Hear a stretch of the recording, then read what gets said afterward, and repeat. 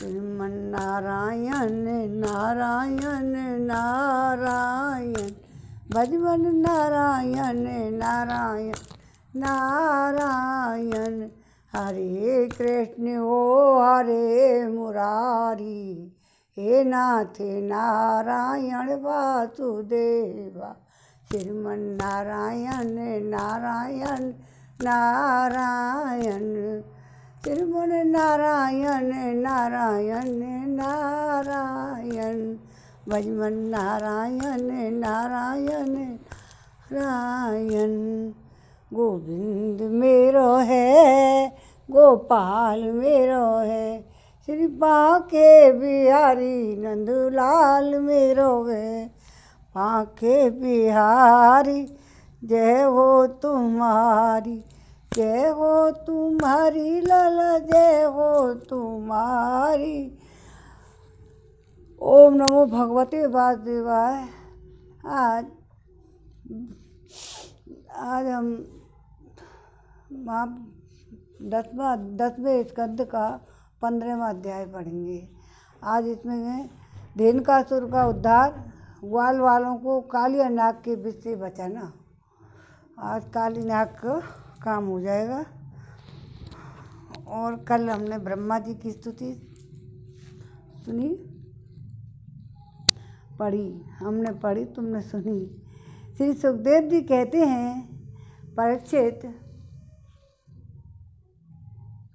परीक्षित अब बलराम और श्री कृष्ण ने पौगंड अवस्था में अर्थात 6ठे वर्ष में प्रवेश किया था। वे अपने सखा ग्वाल वालों के साथ गऊ चराते हुए वृंदावन में जाते और अपने चरणों से वृंदावन को अत्यंत ही पावन करते। यह वन गऊओं के लिए हरी हरी घास से युक्त एवं रंग बिरंगे पुष्पों की खान हो रहा था। आगे आगे गऊएं, उनके पीछे पीछे बांसुरी बजाते हुए श्याम सुंदर। तदंतर बलराम और फिर श्री कृष्ण के यश का गान करते हुए ग्वाल वाल इस प्रकार विहार करने के लिए उन्होंने वन में प्रवेश किया। छोटी छोटी गैया छोटे छोटे ग्वाल, छोटे से मेरे मदन गोपाल। छोटी छोटी गैया छोटे छोटे ग्वाल, छोटे से मेरे मदन गोपाल। क्या खाए गैया क्या खाए ग्वाल, क्या खाए मेरे मदन गोपाल। भूसा खाए गैया रोटी खाए ग्वाल, मक्खन खाए मेरे मदन गोपाल। छोटी छोटी गैया छोटे छोटे ग्वाल, छोटे से मेरे मदन गोपाल। कहाँ क्या पी में गैया क्या पी में ग्वाल, क्या पी में मेरे मदन गोपाल। पानी पिए गैया दूध पिए ग्वाल, अमृत पी में मेरे मदन गोपाल। छोटी छोटी गैया छोटे छोटे ग्वाल, छोटे से मेरे मदन गोपाल। कहाँ सोए गैया कहाँ सोए ग्वाल, कहाँ तुम मेरे मदन गोपाल। जंगल में गैया झोंपड़ी में ग्वाल, महलों में सोए मेरे मदन गोपाल। छोटी छोटी गैया छोटे छोटे ग्वाल, छोटो तो मेरो मदन गोपाल। छोटो तो मेरो मदन गोपाल। जय हो रास बिहारी कृष्ण भगवान की जय। चरणों में वृंदावन के अत्यंत पावन करते। यह वन गऊओं के लिए हरी हरी घास से युक्त रंग बिरंगी पुष्पों की खान हो रहा है। आगे आगे गाय और पीछे पीछे बांसुरी बजाते हुए श्याम सुंदर। तदंतर बलराम और श्री कृष्ण के यश का गान करते हुए ग्वाल वाल इस प्रकार विहार करने के लिए उनमें प्रवेश किया। उस वन में कहीं तो बौरे और बड़ी मधुर गुंजार कर रहे थे, कहीं झुंड के झुंड हरिन चौकड़ी भर रहे थे, कहीं सुंदर सुंदर पक्षी चहक रहे थे। बड़े ही सुंदर सुंदर सरोवर थे जिनका जल महात्माओं के हृदय के समान स्वच्छ और निर्मल था। उनमें खिले हुए कमलों के सौरभ से सुवासित होकर शीतल मंद सुगंध वायु उस वन की सेवा कर रही थी। इतना मनोहर था कि वह वन की उसे देखकर भगवान ने मन ही मन उसमें विहार करने का संकल्प किया। और पुरुषोत्तम भगवान ने देखा यहाँ तो बड़े बड़े वृक्ष और फल फूलों से बाहर से झुककर अपनी डालियों और नूतन कपोलों की लालिमा से उनके चरणों का स्पर्श कर रहे हैं। तब उन्होंने बड़े आनंद से कुछ मुस्कुराते हुए अपने बड़े भाई बलराम जी से कहा। तो बलराम भगवान श्री कृष्ण ने कहा, देव शिरोमणि, यूँ तो बड़े बड़े देवता चरण कमलों की पूजा करते हैं, परंतु देखिए तो ये वृक्ष भी हमारी अपनी डालियों में से सुंदर पुष्प और फलों की सामग्री लेकर आपके चरण कमलों में झुक रहे हैं, नमस्कार कर रहे हैं। क्यों न हो इन्होंने इसी सौभाग्य के लिए तथा अपना दर्शन एवं श्रवण करने वालों के अज्ञान का नाश करने के लिए ही तो वृंदावन धाम में वृक्ष योनि ग्रहण की है। इनका जीवन धन्य है। आदि पुरुष, यद्यपि आप इस वृंदावन में अपने ऐश्वर्य रूप को छिपाकर बालकों की सी लीला कर रहे हैं, फिर भी आपके श्रेष्ठ भक्त मुनिगण अपने इष्ट देव को पहचान कर यहाँ भी प्राय भौरों के रूप में आपके भुवन पावन यश का विस्तार गान करते हुए आपके भजन में लगे रहते हैं। वे एक क्षण के लिए भी आपको नहीं छोड़ना चाहते। भाई जी, वास्तव में ये आप ही स्तुति करने योग्य हैं। देखिए, आपको अपने घर में आया देख ये मोर आपके दर्शनों से आनंदित होकर नाच रहे हैं। हिरनिया मृगनयनी गोपियों के समान अपनी प्रेम भरी चितवन से आपके प्रति प्रेम प्रकट कर रही हैं, आपको प्रसन्न कर रही हैं। ये कोयलें और अपनी मधुर कुहू कुहू ध्वनि से आपका कितना सुंदर स्वागत कर रही हैं। ये वनवासी होने पर भी धन्य हैं, क्योंकि सत्पुरुषों का स्वभाव ही ऐसा होता है। वे घर आए अतिथि को अपनी प्रिय से प्रिय वस्तु भेंट करते हैं। वृक्ष भी लदे हुए हैं, ये भी अपनी भेंट हमारे लिए कर रहे हैं। आज यहाँ की भूमि अपनी हरी हरी घास के साथ आपके चरणों का स्पर्श प्राप्त करके धन्य हो रही है। यहाँ की वृक्ष लताएं और झाड़ियाँ आपकी अंगुलियों का स्पर्श पाकर अपना अहोभाग्य मान रही हैं।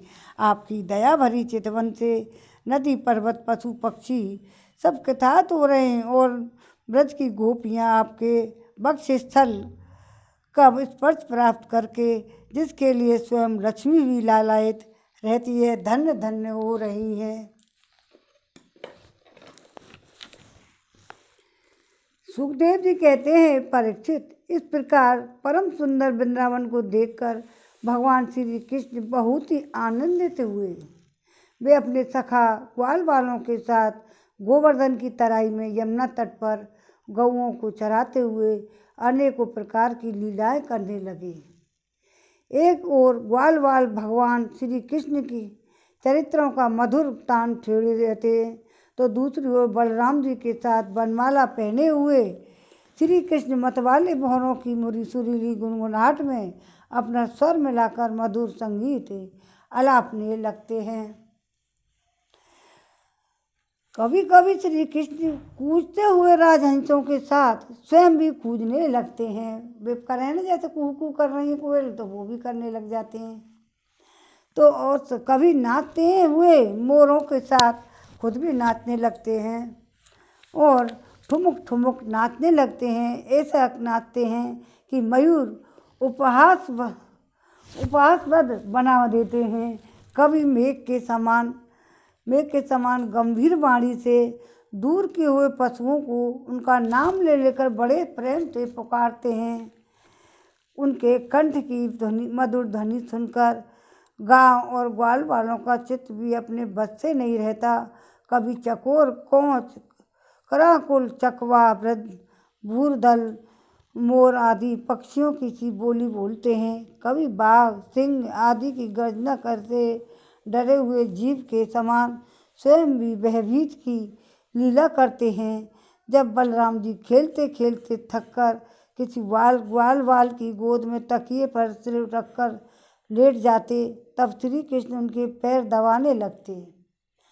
पिछले जन्म में जब वो लक्ष्मण थे और वो राम थे, तो जो कही अगले जन्म में मैं बड़ा भाई बनूंगा। कहनो ना माने तो कभी कभी तुम मानो ना हो तो मैं अपनी, तो अब कम से कम अब सेवा का मौका मिला है सेवा करवाने का। भगवान ने भी कही, उन्होंने भी कही आपस में जब छोटे बने। थक कर किसी ग्वालपाल की गोद में तकिए से पर सिर रखकर लेट जाते, तो श्री कृष्ण उनके चरण दबाने लगते और पंखा झलने लगते। इस प्रकार अपने बड़े भाई की थकावट दूर करते। जब ग्वाल बाल नाचने गाने लगते, तब ताल ठोक ठोक कर एक दूसरे से कुश्ती लड़ने लगते। तब श्याम और राम दोनों भाई हाथ में हाथ डालकर खड़े हो जाते, हंस हंस कर वाह वाह करते। कभी कभी स्वयं श्री कृष्ण भी ग्वाल वालों के साथ कुश्ती लड़ते लड़ते थक जाते, तो किसी सुंदर वृक्ष के नीचे कोमल पल्लवों के सेज पर किसी ग्वाल वाल की गोद में अपना सिर रखकर लेट जाते। परीक्षित, उस समय कोई कोई पुण्य के मूर्तिमान स्वरूप ग्वाल वाल महात्मा श्री कृष्ण के चरण दबाने लगते। दूसरे निष्पाप बालक उन्हें बड़े बड़े पत्तों और अंगूठियों से पंखा जलने लगते। 6 साल को लाला है। किसी किसी के हृदय में प्रेम की धारा उमड़ जाती। वह धीरे धीरे उदार शिरोमणि परम मनुष्य श्री कृष्ण लीलाओं के अनुरूप उनके मन को प्रिय लगने लगते। मनोहर गीत गाते। भगवान ने इस प्रकार अपनी योग माया से अपने ऐश्वर्य में स्वरूप को छिपा कर रखा था। वे ऐसी लीलाएं करते जो ठीक ठीक गोप बालकों की सी ही मालूम पड़ती हैं। स्वयं भगवती लक्ष्मी जिनके चरण कमलों की सेवा में संलग्न रहती है, वे ही भगवान इन ग्रामीण बालकों के साथ बड़े प्रेम से खेल खेला करते थे। चरण कमलों से संलग्न रहती हैं, वे ही भगवान श्री ग्रामीण बालकों के साथ बड़े प्रेम से ग्रामीण खेल खेला करते थे। परिचित, ऐसा होने पर भी कभी कभी उनकी ऐश्वर्यमयी लीलाएं भी प्रकट हो जाया करती थीं। बलराम जी और श्री कृष्ण के सखाओं में एक प्रधान गोप बालक थे और श्रीदामा।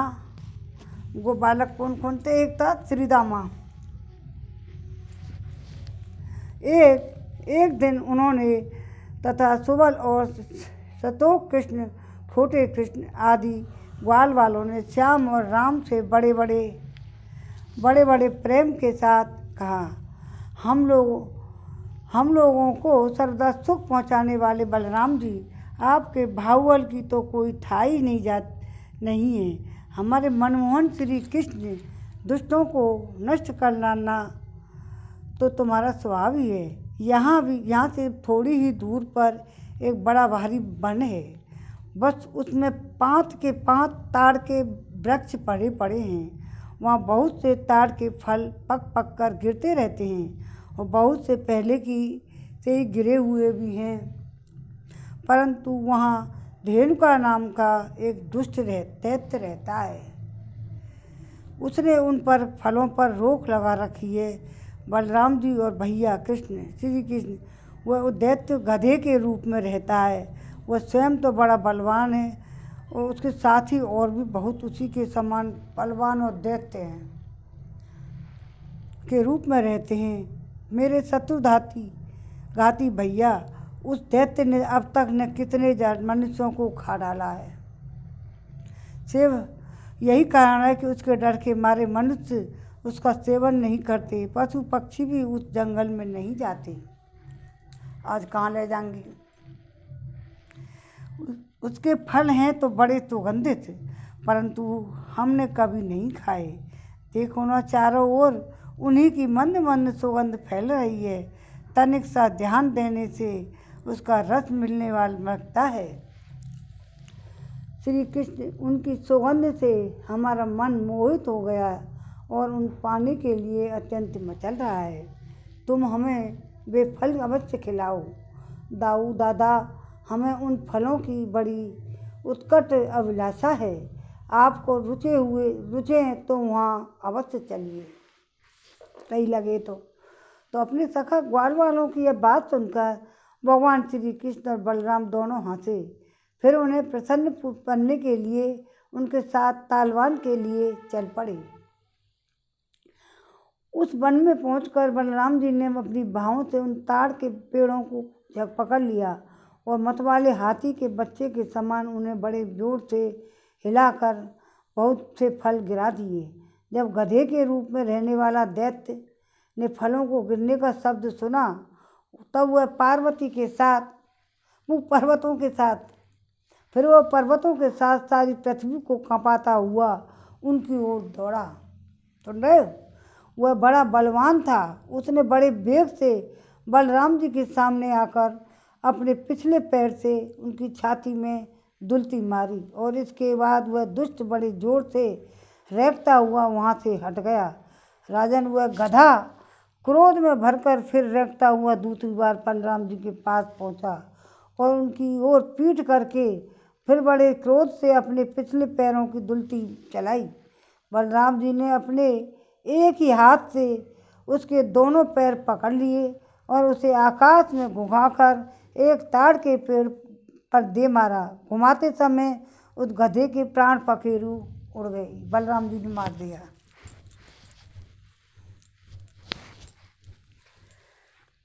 उसके गिरने की चोट से वह महान ताड़ का वृक्ष, जिसके ऊपरी भाग बहुत विशाल था, स्वयं तो तड़तड़ाकर गिर ही पड़ा। सटे हुए दूसरे वृक्षों को भी उसने तोड़ डाला। तीसरे ने चौथे को इस प्रकार एक दूसरे को गिराते हुए बहुत से ताल वृक्ष गिर पड़े। बलराम जी के लिए तो यह एक खेल था, परंतु उनके द्वारा फेंके हुए गधे के शरीर में चोट खाकर वहाँ सब के सब ताड़ हिल गए। ऐसा जान पड़ा मानो सबको झंझावत ने झकझोर दिया हो। भगवान बलराम जी स्वयं जगदीश्वर हैं। उनमें वह सारा संसार ठीक वैसे ही ओतप्रोत है जैसे सूतों में वस्त्र। तब भला उनके लिए यह कौन सी आश्चर्य की बात थी। उस समय धेनुकासुर के भाई बंधु अपने भाई के मारे जाने से क्रोध के मारे आग बबूला हो गए। वे सब के सब गधे बलराम जी और श्री कृष्ण पर बड़े वेग से टूट पड़े। गधे के रूप में रेवे वे। राजन, उनमें से जो पास आया उसी को बलराम जी और श्री कृष्ण ने खेल ही खेल में पिछले पैर पकड़ कर ताल वृक्षों पर दे मारा। उस समय वह भूमि ताड़ के फलों से पट गई और टूटे हुए वृक्ष दैत्यों के प्राणहीन शरीर से भर गई। जैसे ही बादलों से आकाश ढक गया हो, उस भूमि की वैसी ही शोभा होने लगी। बलराम जी और श्री कृष्ण ने यह मंगलमय लीला देखकर देवतागण उन पर फूल बरसाने लगे, बाजे बजा कर स्तुति करने लगे। जिस दिन धेनुकासुर मरा, उसी दिन लोग निडर होकर उस वन में ताल फल खाने लगे। पशु भी स्वच्छंदता के साथ घास चरने लगे। इसके बाद कमल लोचन भगवान श्री कृष्ण बड़े भाई बलराम जी के साथ ब्रज में आए। उस समय उनके साथी ग्वालवाल उनके पीछे पीछे चलते हुए उनकी स्तुति करते जाते। क्यों न हो, भगवान की लीलाओं का श्रवण कीर्तन ही सबसे बढ़कर पवित्र हो जाता है। श्रीमन नारायण नारायण नारायण, भजमन नारायण नारायण। गोविंद मेरो है, अरे गोपाल मेरो है, श्री बांके बिहारी नंद लाल मेरो है। कृष्णा मेरो है, बलदाऊ मेरो है, श्री बांके बिहारी नंद लाल मेरो है। ये ग्वाल वाल मेरे हैं, सब भगवान की माया सब अपनी ही है। क्यों न हो भगवान की लीलाओं का श्रवण कीर्तन ही सबसे बढ़कर पवित्र जो है। उस समय श्री कृष्ण की घुंघराली अलकों पर गौओं के से खुरों से उड़ उड़ कर धूल पड़ी हुई थी। सिर पर मोर पंख का मुकुट था और बालों में सुंदर सुंदर जंगली पुष्प गुथे हुए थे। उनके नेत्रों में मधुर चितवन और मुख पर मनोहर मुस्कान थी। वे मधुर मधुर मुरली बजा रहे थे और साथ ही ग्वाल वाल उनकी ललित कीर्ति का गान कर रहे थे। बंसी की ध्वनि सुनकर बहुत सी गोपियाँ एक साथ ही व्रत से बाहर निकल आईं और उनकी आंखें न जाने कब से श्री कृष्ण के दर्शन के लिए तरस रही थी। इधर से आएंगे, कौआ ने लेके जाए, जब चरा चरा के आएंगे, जब निकल के तो यहीं से जाएंगे।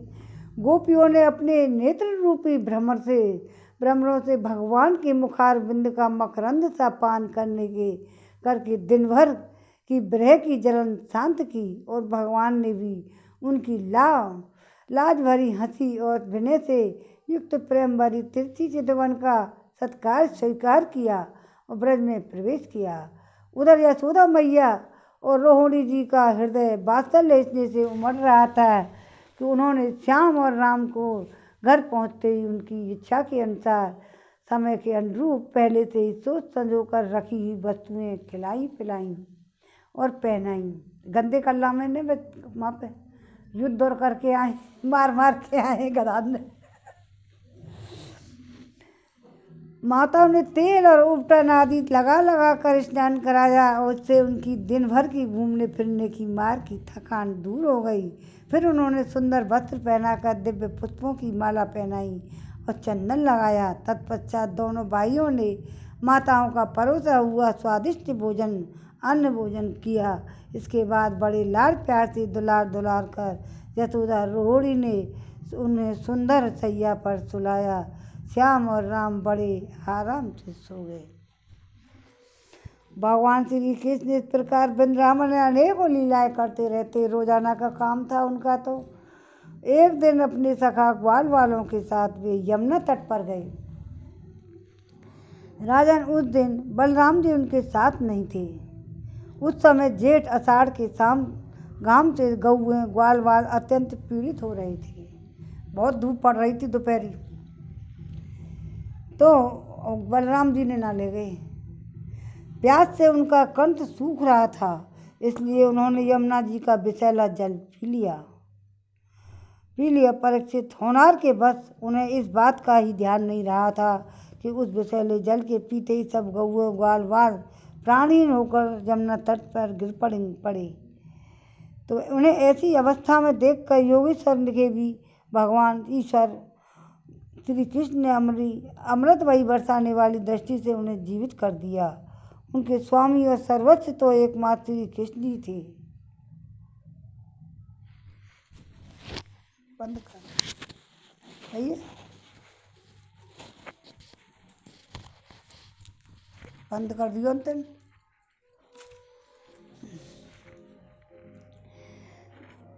यमुना जी के तट पर गिर पड़े। ग्वाल वाल प्राणहीन होकर यमुना जी के तट पर गिर पड़े। उन्हें ऐसी अवस्था में देखकर अपनी अमृत बरसाने वाली दृष्टि से उन्हें जीवित कर दिया और उन्हें स्वामी और सर्वस्व तो एकमात्र श्री कृष्ण ही थे। पर चेतना आने पर वे सब यमुना जी के तट पर उठ खड़े हुए, आश्चर्यचकित होकर एक दूसरे की ओर देखने लगे। राजन, अंत में उन्होंने यही निश्चय किया कि हम लोग विषैला जल पी लेने के कारण मर चुके थे, परंतु हमारे श्री कृष्ण ने हमें अनुग्रह भरी दृष्टि से देखकर हमें फिर से जला दिया।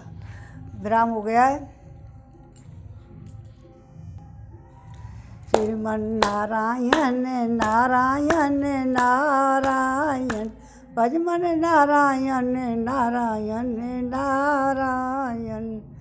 अब काली अध्याय पर कल होगी कृपा, और काली अध्याय पर खेलेंगे भगवान, तो ये कल करेंगे। अब आरती हो जाए।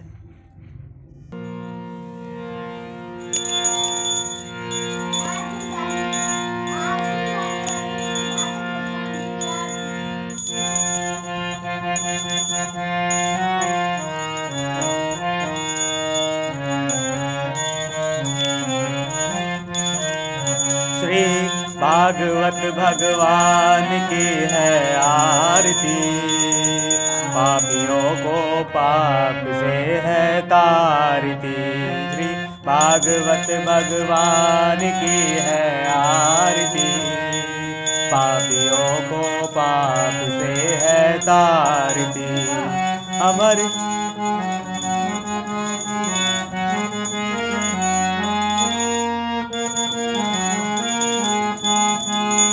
ये अमर ग्रंथ, ये मुख्य ग्रंथ, ये पंचम वेद निराला, नव ज्योति जगाने वाला।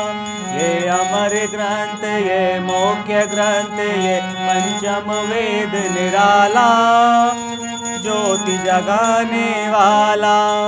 हरि गान यही वरदान, यही जग की मंगल है आरती।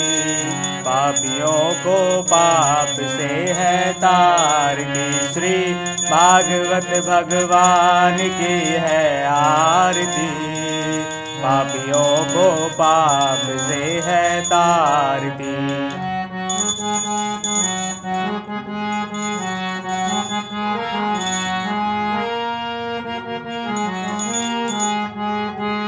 ये शांति गीत पावन पुनीत सा कोप मिटाने वाला, हरि दरस दिखाने वाला। ये शांति गीत पावन पुनीत सा कोप मिटाने वाला, हरि दरस दिखाने वाला। है सुख करनी है दुख हरनी, श्री मधुसूदन की आरती। पापियों को पाप से है तारती। श्री भागवत भगवान की है आरती। पापियों को पाप से है तारती।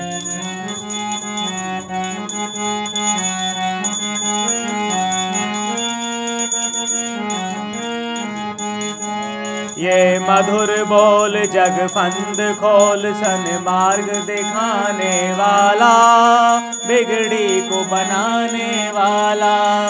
ये मधुर बोल जग फंद खोल, मार्ग दिखाने वाला, बिगड़ी को बनाने वाला। श्री राम यही घनश्याम यही, प्रभु की महिमा की आरती। पापियों को पाप से है तारती। श्री भागवत भगवान की है आरती। पापियों को पाप से है तारती। श्री भागवत भगवान की है आरती। पापियों को पाप से है तारती। ओम नमो भगवते वासुदेवाय नमः। आज के आनंद की जय। श्री राधे श्याम।